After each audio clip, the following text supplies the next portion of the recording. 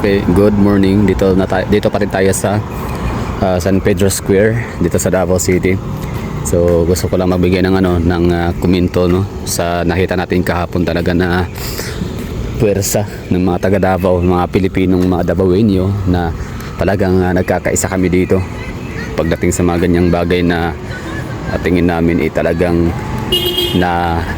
naagrabyado ang mga Duterte. So bakit kaya ganun na lang yung namin dito, yung aming paghanga, pagprotekta. I mean, hindi pala protekta kasi we failed to protect PRRD. Kasi di naman din dito hinuli kung sa airport lang siguro ng Davao City, hindi naman mangyayaring mahuli yun kasi kita niyo naman ang crowd ng Davao. So million kami dito, so pwede namin talagang sobrang kaya talaga namin protektahan si Tatay Digong. Mali ang lang doon, ang medyo wrong lang na ang pagkakamaling desisyon lang na nagawa nila is from Hong Kong ay doon sila naglapag sa Manila. So kung dito lang yun sa Davao, panigurado kahit yung eroplano hindi makalipad. Kasi kaya mong 2 million makalipad ka kaya. So bakit 2 million binabanggit ko dito? So kasi 2020 census, meron kaming 1.7 million population. So ibig sabihin that's 5 years ago. So ngayon after 5 years, so panigurado nadagdagan na yung population namin dito sa Davao City. So nung huli kong nakita sa data ng PEC, nasa 1,033,000, I mean 2,100,000 mga ganun, or 33,000, basta 2 million na kami mahigit. So ibig sabihin ganun kabilis dumami ang population sa Davao. So possible yung reproductive system ng mga taga Davao very active, no? Possible yan. Second, maraming mga nagmamigrate sa Davao City. So bakit sila nagmamigrate sa Davao City? So simply because Davao City is isa sa pinakamaganda, no? Isa sa magagandang syudad sa Pilipinas kung saan wala ka na ibang hanapin kasi andito na lahat. Kumbaga pagdating sa transportation, meron na kaming mga metro taxi, meron kaming airports, meron kaming seaports. Although hindi naman din effective ang mga barkong pampasahero dito gawa ng mga tao nga sa Davao/Davao region ay medyo parang mas practical na kami. Like bakit kami sasakay ng barko for 2 days and 3 nights? Kasi kung saan napaka time consuming. So kung magbe-business trip ka, so wag ka nang gumamit ng barko kasi mahal ang pamasahe. Mas mahal pa siya kumpara sa eroplano kung tutusin, no? Pero kung gusto mo lang mag-cross, di ba? Mamasyal, parang makita yung mga yung mga skyline ng mga syudad na madadaanan papuntang Manila from Davao. So pwede ka magbarko, okay yun, no? Applicable yun sa'yo. Hindi ka nagmamadali, yung pa-chill ka lang. Pero kung business trip ka, time is gold, ang moto mo talaga ay mag-aeroplano ka. So ibig sabihin meron kaming seaports, meron kaming Togo travel ng Aboitiz Togo papuntang Manila, vice versa via General Santos City. So may biyahe pa rin naman. Pero nitong bago lang to nag-resume like last year. And yun, bali kompleto kami dito sa Davao. Meron kaming hospitals, mga dekalidad na hospitals, meron kaming mga dekalidad na mga universities. Actually ang mga universities namin dito ibig ko sabihin mga top notcher, no? Talagang matataas ang mga percentage ng passing rates nila. So example, meron kaming DMSF, meron kaming maths, meron kaming DMME sa maritime, no? DMME talaga pinakadabis dyan. Meron kaming University of Mindanao, diyan pa huli. Yan sila sa nursing, di ba? Ganda ng nursing nila kahit wala silang hospital. Tapos sa bagay sila meron silang SPMC, doon sila parang OJT ba tawag dyan, education, no? Maganda yung UM, meron kami UIC, basta maganda yung universities ng Davao. So pag kung gusto niyo talagang mag-migrate for good, like para sa mga parang tahimik ba, peaceful pero may buhay, so dito sa Davao City kasi kompleto sa Ricados kami dito. So ibig sabihin kahit pa hindi masyadong mag-aanak ang mga taga Davao City, kaya pa rin dumami ang population dito dahil sa migration. So isa sa mga nakakaalam, Davao City is top 1 na pinakamaraming nagmamigrate. Pangalawa ay ang Hindi ako sure sa pangalawa o pangatlo, basta top 3 is Davao, Iloilo, and Samar.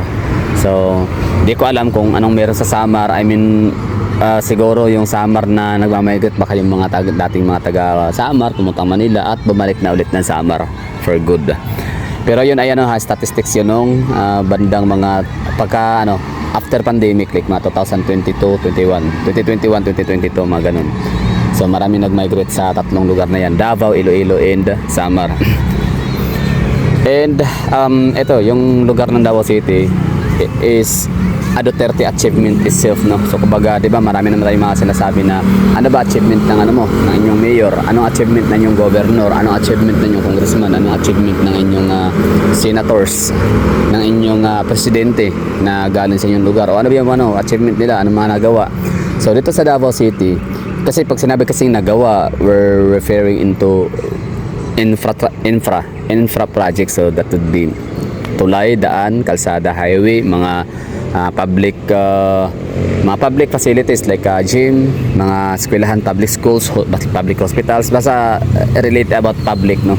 So yun yung mga agad-agad dating masasabing anong ginagawa niya, anong kanya achievements, ano yung mga projects. So yun, si Tatay Digong, si Sara Duterte, si Basti Duterte, yung mga tatlo, si Kung Paulo Duterte, yung apat na yan ay nanabanggit ko. Actually marami pang mga Duterte. January Duterte, misis ni ni Kung Pulong. So siya, bali sa barangay captain lang siya, no? So hindi siya nag-run ng city, hindi siya nakatry ng LGU position. So ngayon, ang proyekto nila, ang mga nagawa nila dito sa Davao City, hindi lang mga infra project, kundi mga na rin, mga marami, example, mga laws, mga city ordinances, mga rules and regulations. Basta ang daming achievement itong mga Duterte family sa Davao City na talagang hindi mo i-compare sa iba na mga syudad. Ibig sabihin, hindi mo maki-compare sa ibang mga politicians itong mga Duterte, kasi hindi lang talaga tulay, hindi lang mga solid infra project ilang ang mga kanilang ginagawa, ang kanilang mga achievement dito, kundi maging mga policies, advocacies, no? Talagang ang kanilang mga advocacy yan nagsimula lang sa kanilang sariling tahanan, in-apply dito sa kanilang sariling syudad sa Davao, at hanggang sa di nila iniisip or hindi nila inaakala na i-a-adapt pala siya ng ibang syudad, i-a-adapt siya ng ibang lugar. Like parang ginagawang benchmark ang Davao City. So ano nga ba yun, no? Ulitin ko dito sa mga bago ko lang na mga dyan, mga tagapakinig at tagapanood. So Davao City itself is a big achievement na talaga sa mga Duterte family. Kasi nga ang Davao City is parang hindi talaga siya, parang meron kayong Tondo sa Manila, meron din kaming Davao. Meron din kami dito Magdalo din ng Davao City, no? Puno sa insurgencies, daming mga rebelde, daming mga NPA, gano'n, no? Isama pa yung mga hold upper, yung mga masasamang mga elemento. Basta pag crimes pag-uusapan, lalaban ang Davao sa ibang lugar dito sa Pilipinas. So nung time na bumalik si Tatay Digong as mayor, so that's not sure kung 2001 or 2000, basta bata pa ako noon. So yun, doon nagsimula talaga, no? Ulit. Actually dati naman na naging mayor si Tatay Digong, tapos yun nga, parang tapos na yata yung kanyang term. So kailan niya mag-giveaway sa iba. So yun, binigay niya sa iba. So ang nanalo ay si Benjamin D. Guzman. Di ba? So sa mga nagsasabi diyan na political dynasty ang Duterte. Well, andyan naman, no? May ebidensya din naman na talagang Duterte, mayor, vice mayor Duterte, di ba? Congressman Duterte. So yes, ang tawag na diyan is political dynasty. Pero sila ang kakaibang political dynasty. Kasi talagang trabaho, achievements, yung talagang accomplishments talaga yung kanang mga pinagpapatungkulan, no? Yung kanang pinaka-target talaga, bakit sila run for office, no? Bakit sila nagpapa-re-elect lagi?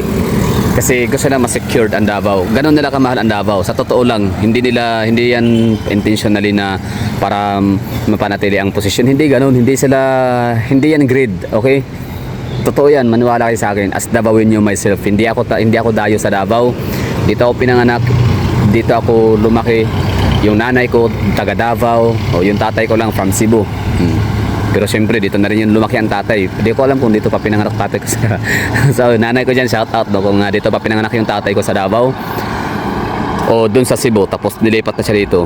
So wag na lang bang comment. So tatanong kita mamaya para sa sunod ko na mga content, no, meron akong i-share na parang story sa ating pamilya bilang isang Davaoenyo at Cebuano. So ngayon, yung mga pamilyang Duterte, yun ang masasabi ko, no. Ako, I can testify myself. Oo. It just happened ba na meron akong cellphone na kahit paano merong magandang camera at kahit paano ito, talkative, di ba? Madaldal, ibig ko sabihin, wala pala kwento. So meron akong may kwento. So pero kung hindi ako nag-YouTube kunyari, hindi ako nagko-content creator, willing ako magpa-interview kung sino man diyan ang mga vlogger. Oo. Willing ako magpa-interview sa mga may camera dyan at kaya ko mag-testify with conviction. Oo, na talagang ganun talaga yung mga Duterte dito sa Davao City, no? So Davao City itself is a achievement, no? Hindi mo na kailangan maghanap ng tulay, hindi mo na kailangan maghanap ng daan, hindi mo na kailangan maghanap ng mga bagong kalsada, mga kung ano pang mga infra projects ng mga Duterte para mamasabi na napakaganda pala ng kanilang napaka-effective nila as leader, napaka-effective working official pala nitong mga Duterte. Kasi hindi mo na kailangan hanapin yung mga yun just to prove, no, na meron silang nagawa. Kasi the moment na pag-arrive mo pa lang sa Davao City, kita mo na agad yung kailang ma-feel mo na yung spirits of the Duterte. Yes, totoo yan, no? So if you're coming from different regions sa Pilipinas, so let's say na Davao City, so if you're coming from Socsargin area, so that's coming from southern part of Mindanao, so basically that's South Cotabato, North Cotabato, Barm region. You're coming from Sarangani, mga General Santos City.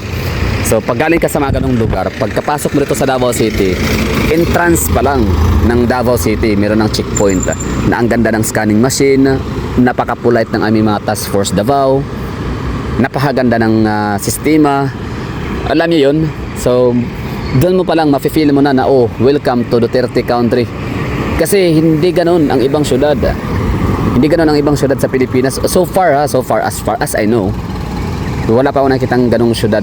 Wala pa akong nakitang syudad sa Davao City na when it comes to safety and security is the best policy talaga.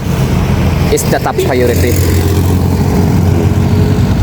So ganoon dito sa Davao City, mafe-feel mo talaga na safe na ako dito kasi ang daming mga nahulihan ng mga mga illegal na mga droga, mga baril, mga walang mga permit to carry, basta mga illegal, no, na nahuli, na confiscate, no, sa mga entrances namin dito sa Davao City. So if you're coming from northern part of Mindanao naman and central Mindanao, so Bukidnon, mga ganun, no, mga taga Misamis, mga sa Cagayan de Oro City, mga ganong lugar. Tapos syempre pupunta ng Davao City, dyan pa lang sa Buda area, so dun mo din mararamdaman na welcome to Duterte country kasi may checkpoint ulit. Kahit yung mga nakamalita na mga papuntang abroad, mga OFW, di ba, ang ginagawa kasi nila mula sa bahay nila, pinapackaging tape na yung mga malita kasi syempre trauma, no, sa NAIA, laglag bala, trauma sila sa NAIA na mapagkakuha nila baka may bala, no, di kaya bukas kung hindi man lalaglagan ng bala kukunan ng mga item, ng mga valuable items, parang nanakawan ng mga taga-airport. So siyempre kahit pa naman na safe naman ang natin sa airport sa Davao kasi nga once na mahulihan ng bala na tataydigong dito, ipapalunok talaga. Kaya sino may gana nun na mga taga-airport na magloko, di ba? Magnakaw, ipapalunok sa inyo ng buo. So yun, dito sa Davao safe ang ng airport. So yun, mayroon akong nakita ng babae na pinabuksan yung kanyang malita. Nakapackaging tape na kasi which is I understand nga na takot siyang baka mabuksan yung kanyang malita sa airport. So ngayon, pinabuksan talaga ng Task Force Davao. Babae yun, ha. So ganun, kasi baka kontrabando, baka may mga baril, may mga bala, o baka may mga, di ba, hindi ka nais-nais ng mga illegal na droga, baka ganun, bawal yun. So pinabuksan talaga siya. So doon pa lang mararamdaman mo talaga na ang rules and regulations, yung mga law, ganda ng taxi na yun, bago, is MTI. Takas maka New York. Yan sa palabas sa taxi sa Hollywood. Anyway, so yung dito, rules and regulations, yung batas talaga sa Davao City may pangil. Hindi yung gawa-gawa na ng batas kunyari para siyempre nakakayang tumanggap ng sahod ang mga konseho natin, tapos walang nagawang batas, no. So So gawa-gawa ng batas na wala namang kwenta. Ang daming mga batas sa Pilipinas existing siya until now na wala namang kwenta, hindi naman nagagamit. Kaya pa rin lusutan ng nakararami. So dito sa Davao City is hardly implementing talaga. I mean, implementing talaga yung ano dito, yung mga batas na mga city ordinances na pinapatupad. I mean, ginagawa ng mga panahon ni Tatay Digong. At saka yung mga mayor, mga Duterte, no? Kay Sara Duterte, kay Basti Duterte. O ngayon, Davao City itself is a big achievement of the Dutertes, no? So ulitin ko, you don't have to go to mga tulay, you don't need to find bridges, roads, mga public market, mga gym, mga public schools, public hospitals and what not, di ba?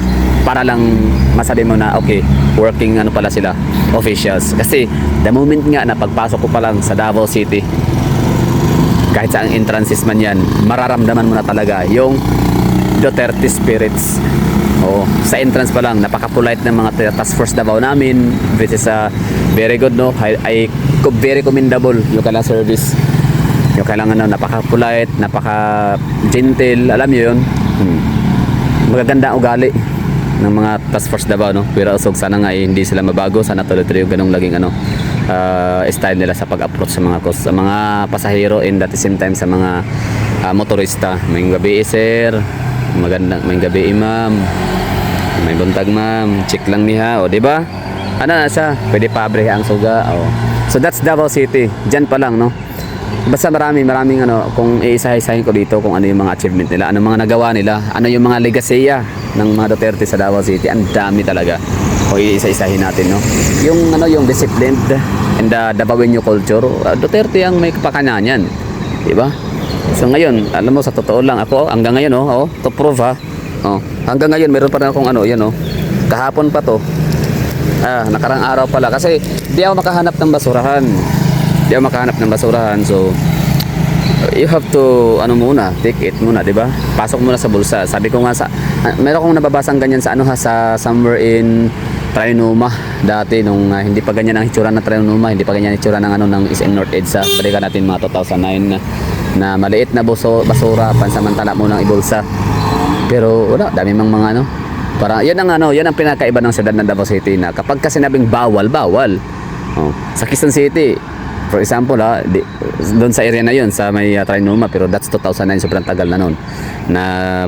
Kumbaga, sinasabihan lang na, oy, bawal magtapon ng basura. Ganun lang. Pero doon sa Davao City, yung bawal dito, hindi yung bawal na binibaby ka, oy, bawal yan, hindi. Bawal ka, di ba? May multa. Kaya mga taga Davao, dumating sa punto na nakasanayan na namin, naging kultura na kahit pa saan kami pupuntang ibang lugar.